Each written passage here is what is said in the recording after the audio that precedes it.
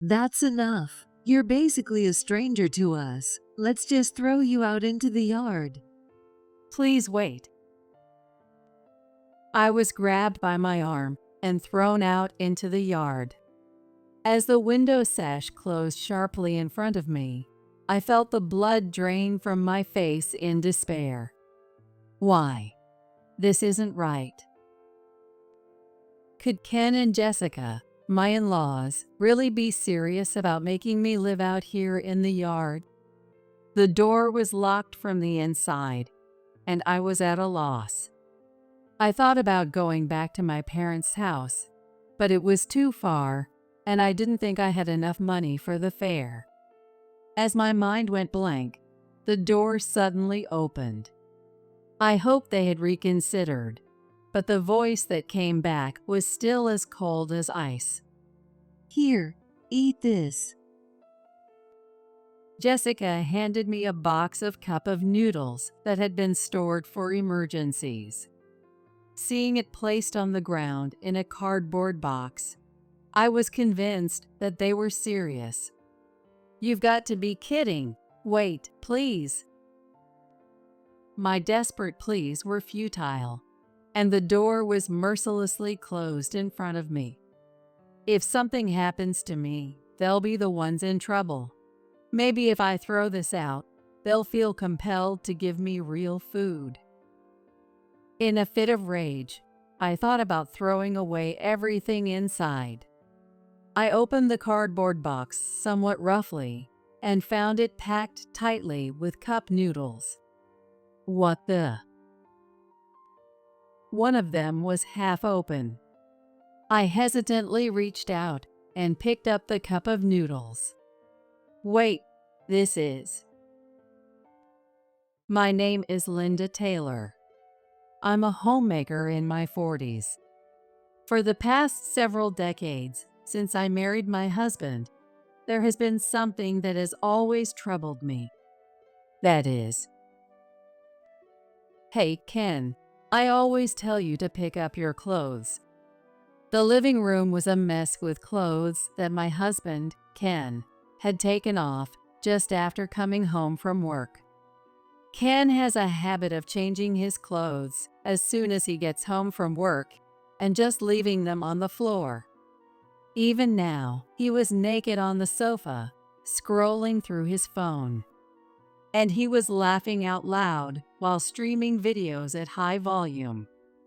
Perhaps because I interrupted his relaxation time, Ken spoke in a tone that clearly showed he was annoyed. It's not a big deal. It's not bothering anyone. It bothers me. Huh? Why are you getting upset over something like this? No one likes a hysterical old lady these days. What are you going to do if you get even more wrinkles on your face? His unwarranted verbal abuse made me frown. Yes, I had grown completely weary of his condescending tone and attitude. But the problem wasn't just that.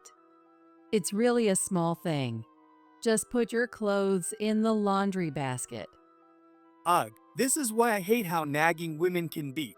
You're dependent on my earnings, yet do you realize you couldn't live properly without me? As Ken continued to complain, he suddenly raised his voice and called out to someone. Dad, Linda's telling me to pick up my clothes myself. Wait a minute. Since it's a detached house, it probably won't bother the neighbors like in an apartment, but the loud voice still echoed. Proving this, heavy footsteps approached from the hallway, and the living room door was swung open somewhat violently. It was my father-in-law, Ronald. Ronald growled in a low voice from his throat and glared at me with a sharp gaze. That's supposed to be your job. Then, like the sound of an explosion, his voice hit my eardrums. All I could do was shrink a little under his intimidating presence. Listen up. You married into this family, so you just need to obey your husband. That's how it is for women. Don't bother me or Ken with such trivial matters. I'm sorry. At this point, all I could do was bow my head and apologize. Ken looked on, grinning at me. Ken's dad, Ronald, is a very traditional, old-school man. Whenever I try to talk about household chores or Ken's behavior, he would snap, "You don't need to think about that." It wasn't rare for him to raise his hand, and I had reflexively learned to make myself smaller. Ken had already shifted his interest back to a video on his smartphone, not looking at me. I felt gloomy, thinking I had to wait quietly until Ronald's anger subsided, when I was suddenly called upon by another person. Hey, Linda, didn't I tell you not to use ham in the cooking? It was Jessica, my mother-in-law, speaking from the kitchen where I had just finished preparing dinner. It contains sodium metabisulfite, you know? It's not good for your health. And get rid of that strange device Ken brought home quickly. It emits electromagnetic waves that shrink our brain. A famous author said so. Jessica wasn't like Ken, who twisted logic, nor was she like Ronald, who yelled. However, she was certainly not on my side. Even now, she sighed while holding special aluminum foil that supposedly blocks electromagnetic waves reaching the brain. Jessica had fallen for what they call conspiracy theories. I'm sorry, Jessica, but we need to get our protein. There you go again. Where is the fish from? Did you check the source? And the additives too? Jessica was overly sensitive to the effects of electromagnetic waves and harmful food additives. Because of this, cooking took much more effort than usual. Jessica would check every ingredient on food labels and restrict their use in cooking. Thus, the meals at the Taylor house could hardly be considered healthy. As I felt hopeless about the wasted ingredients, Jessica seemed to remember something. By the way, you said before, didn't you, Linda? Ken is always eating out. You must be jealous, right? It seemed that Ken had overheard her words. Huh? Jealous? Ken, who had been engrossed in his video, turned around irritably. I'm going out for work, you know? It's not like I just have to do household chores like you. That's not what I meant. You're living off my earnings, and yet you dare to act so high and mighty? While saying this, Ken glanced at Ronald, who looked displeased. Realizing what he was trying to do, all I could do was desperately apologize. I'm sorry. As a homemaker, it's true that I rely on Ken for our daily living. My finances are controlled by the allowance Ken gives me, and he quickly cuts the amount if he dislikes something. Satisfied with my trembling, apologetic demeanor, Ken said, "You can't do anything without me," and threw something at me. As a punishment, you're having this for dinner tonight. What rolled to my feet with a light sound was a cup of noodles. This is just. I'm the one who prepares the meals every day at the Taylor house. Housework is by no means easy, but I couldn't talk back, only remaining silent. In this house, I have no freedom. Why do I have to go through this? Unable to bear staying in the living room, I took the cup of noodles and went back to my room. From the living room, the loud sounds of the TV and Ken complaining about work could be heard. I boiled water in the pot, but I felt too disheartened to eat. Why can they say such hurtful things? Remembering their unreasonable demands made me feel down. I had merely asked him to correct a habit, not something unreasonable.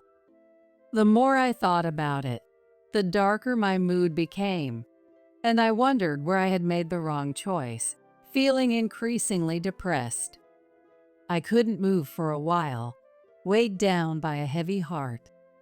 As bedtime approached and my hunger reached its limit, I reluctantly ate some instant noodles and took a cold bath. I had to get out quickly before I got too cold, because if I caught a cold, I would have to ask Ken for money and permission to go to the doctor. Once everyone was asleep, I tiptoed back to my room without making a sound and secretly took out my diary from the drawer. This diary is a record of daily events, intended to one day expose the way I've been treated. When Ken and I first started dating, he wasn't like this. He used to cherish our anniversaries and birthdays, and I never saw him use a rough tone. I married him believing he was a kind person, but the reality was completely different. In this house, I somehow feel treated like something tainted. Much of this can be attributed to Jessica's inclination towards conspiracy theories. Being unfamiliar with such theories, I have been shunned for supposedly leading a lifestyle that Jessica despises, fearing it might negatively affect her son. I am forced to prepare separate meals, and I've never been included in their circle of 3. However, I managed to find some solace in secretly eating what I like and writing in this diary. I hope I can expose this one day. I've thought about asking for help more than once, but the fear of causing harm to my parents back home prevents me from taking any action. Escaping is difficult without sufficient funds, and who would hire a woman in her 40s who has been a homemaker all this time? At times like this, Ken's words, "You can't live without me," really hit home, and I felt so powerless that I was on the verge of tears. In the end, unable to find a solution, I could only curl up and sleep in my bed. The next day was eventful. The area outside my room was unusually noisy, and just as I wondered what had happened, Ronald hurriedly opened my door. Hey, call an ambulance right now, Ken. Apparently, Ken, who usually wakes up late, wasn't breathing when Ronald went to wake him up. I frantically called an ambulance. Even though he had oppressed me for years, I couldn't just ignore someone in life-threatening danger. While on the phone, I tried to perform CPR in desperation, but Ken was gone. How could this be?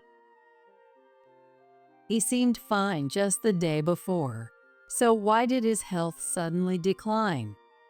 Overwhelmed by the sudden event, I was devastated and couldn't even begin to prepare for the funeral after returning from the hospital. The Taylor house was filled with a somber atmosphere, unlike usual. Come to think of it, he did seem unwell recently.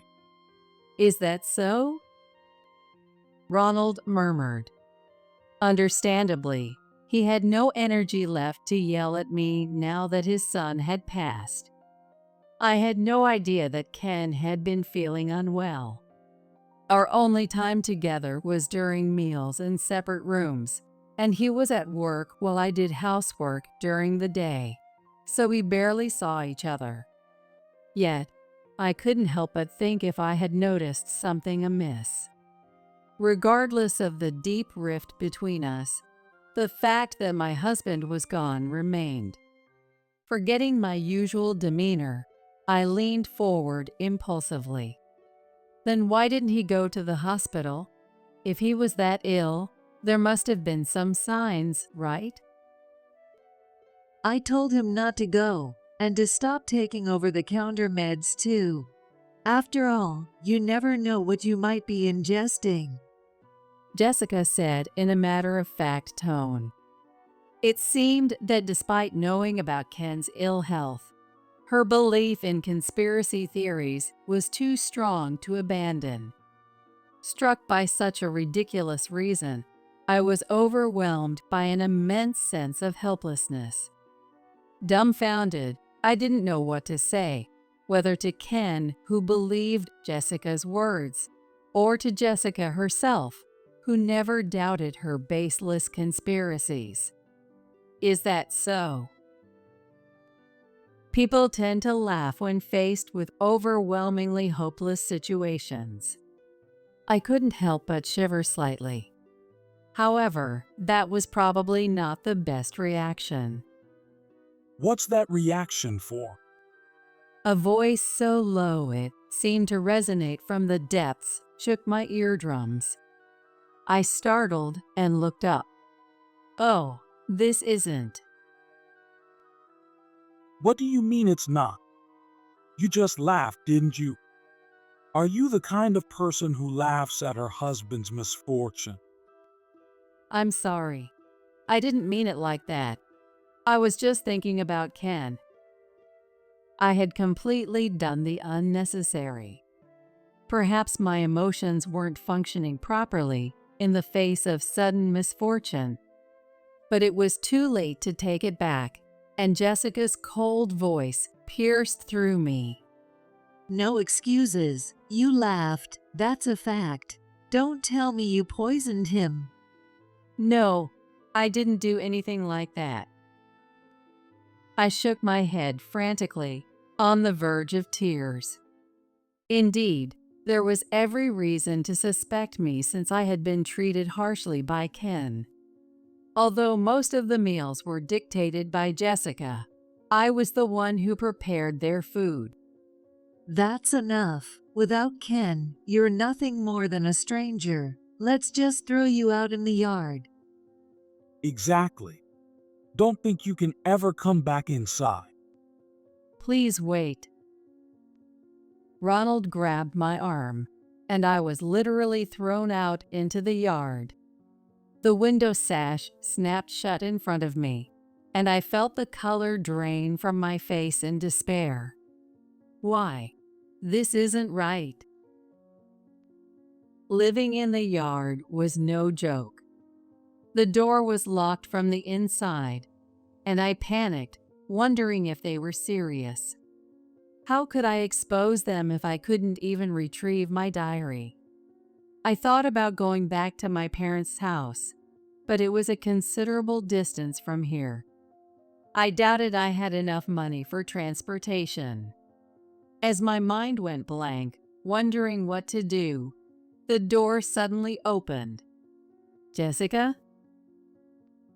Throwing me out into the yard wouldn't look good to the neighbors either.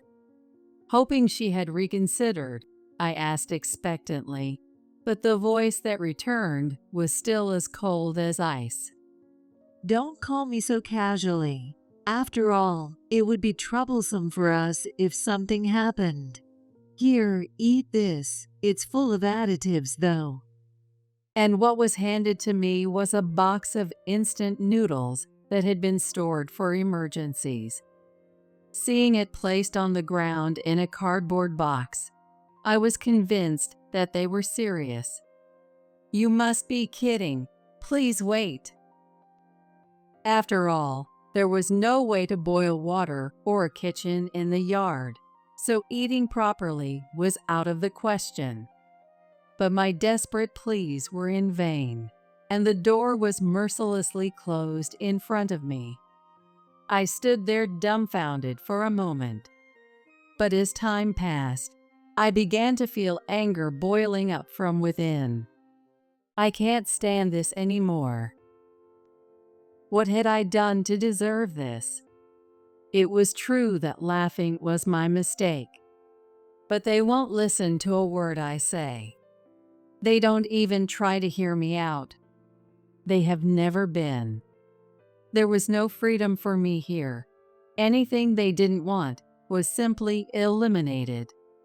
Talking was useless with someone who had no intention of listening. If something happens to me, they'll be in trouble. Maybe if I throw this out, they might be inclined to give me proper food. In frustration, I thought about throwing out all the contents of the instant noodles. It seemed wasteful, but continuing to live on instant noodles was out of the question.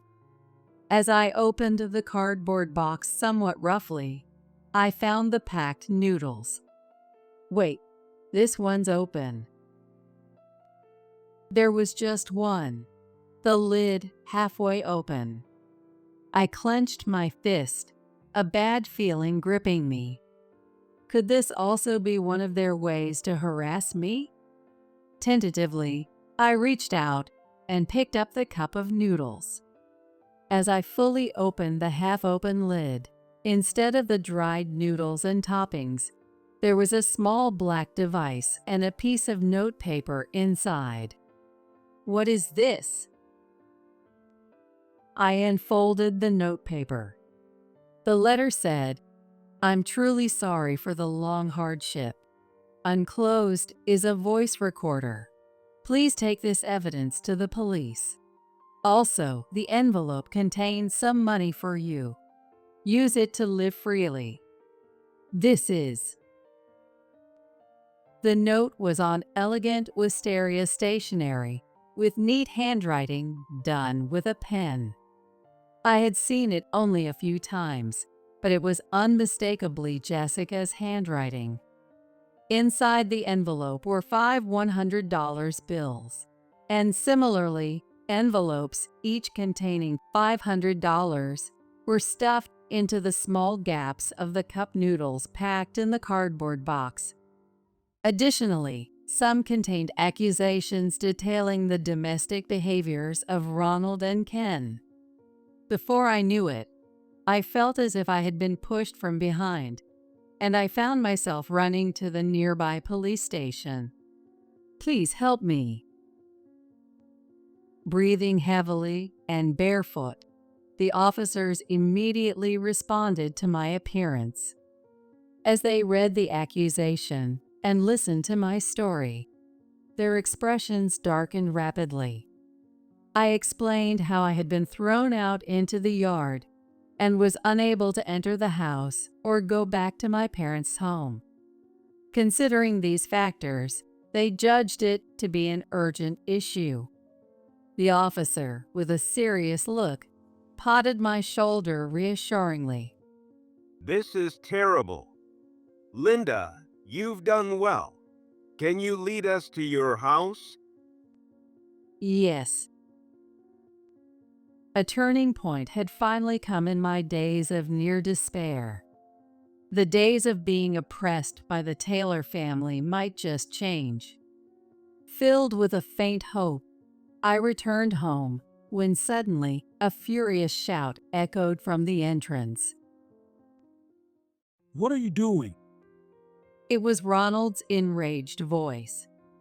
Then, a sharp sound like something being hit followed, and we hurriedly opened the front door. What happened?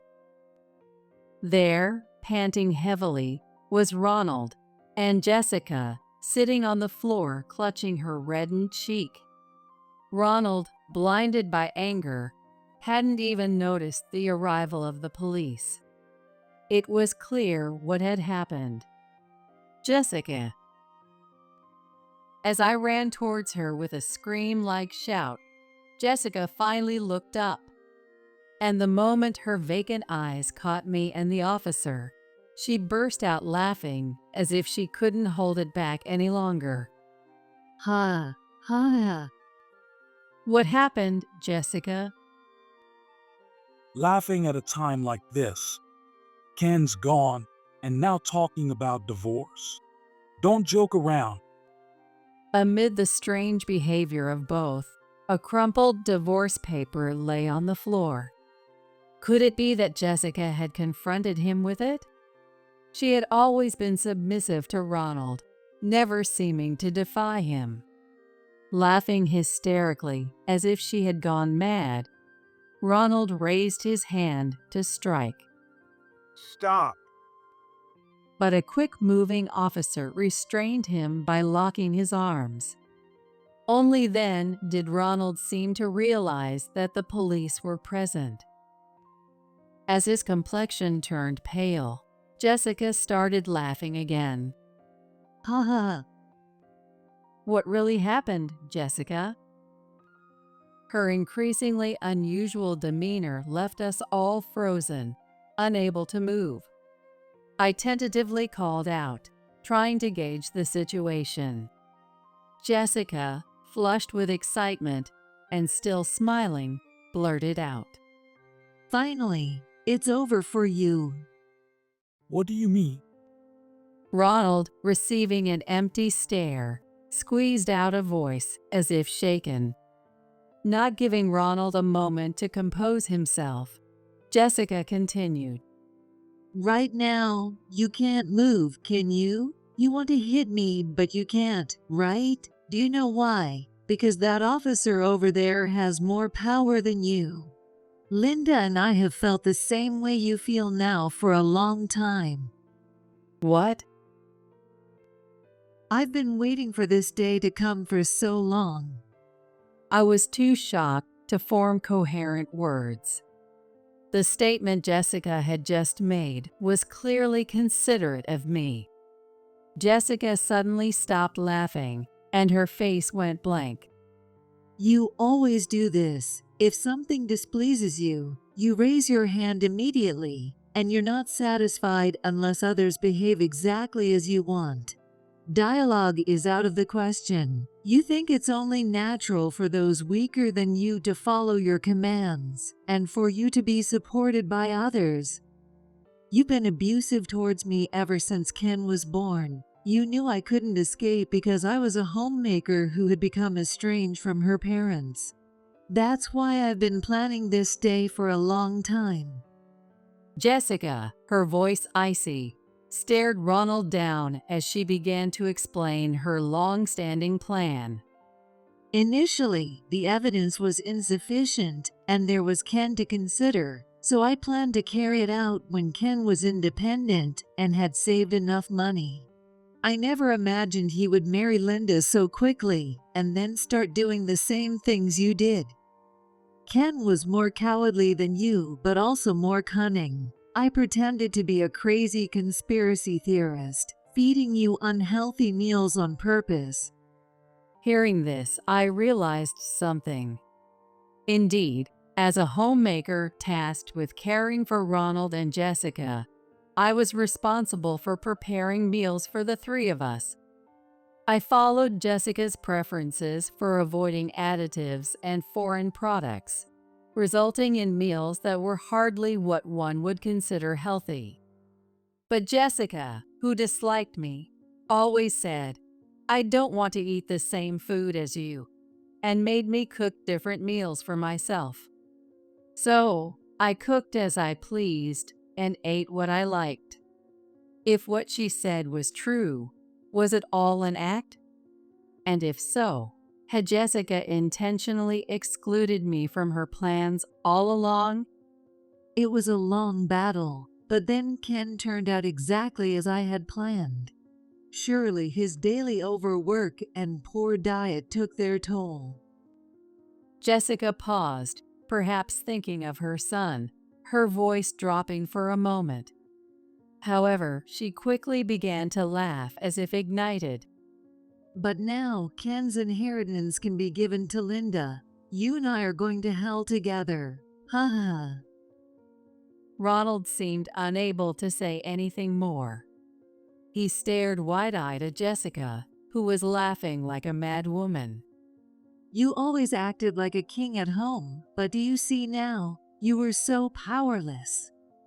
It wasn't just me who had suffered. Jessica had suffered and endured far longer than I had, and today she had reached the culmination of her struggles. Indeed, she had been fighting throughout her life, even though it twisted her existence. We'll be going now. You both will accompany us to the station. We'll discuss everything there. The officer said quietly. Ronald no longer raised his voice in anger. It was as if all the energy that had driven him until now was gone, and he hung his head in defeat. As he was led away by the police officer, he said in a barely audible voice. I'm sorry. However, Jessica responded with a voice that sounded like a mix of laughing and crying. Apologizing now, what good does it do? And so, we walked quietly to the police station, none of us uttering a single word. Ronald readily admitted to everything documented in the accusation and recorded on the voice recorder regarding the situation inside the Taylor household. As a result, it was determined that Ken's sudden health change was not accidental but planned, indicating criminal activity.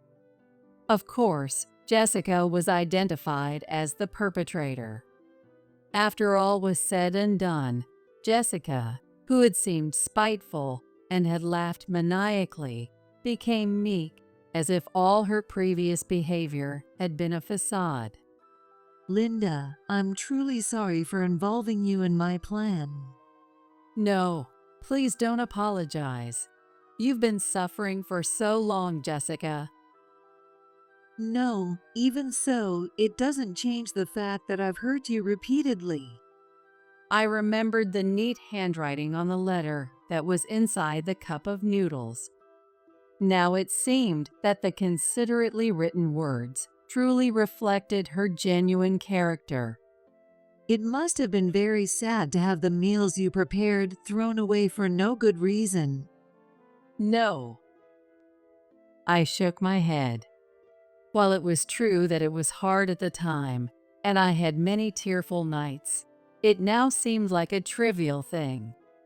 It wasn't about forgiving or not forgiving. I just thought that we deserved to be released from it. It's okay now. It's all over. Then, 10 years passed. Today is Jessica's birthday.